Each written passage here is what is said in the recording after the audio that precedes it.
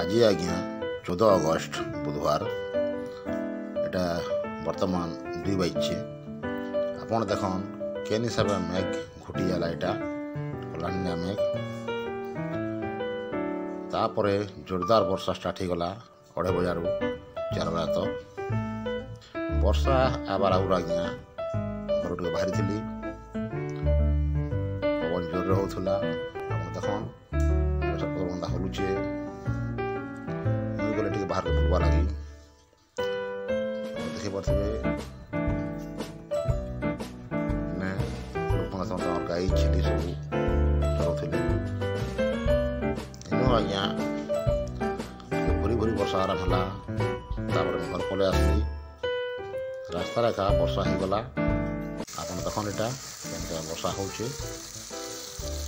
जोरदार वर्षा आज्ञा रास्ता रे पानी सांगा सांग पूरा नाल बढ़ीगला देखी पार्थे आम रास्ता क्या पानी जाऊे देख छुआ मैंने स्कूल छुआ मैंने सब घर फिरुछन एटा वर्षा भिजी भिजी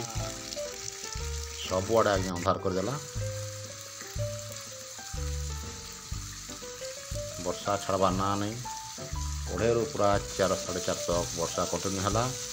बर्तमान टे प्रकोप कमीचे लाल 5 बजे एटा झीप झीप वर्षा होचे किंतु तार प्रकोप कमीगला जहाँ भी हो आज्ञा आज वर्षा छुटे ही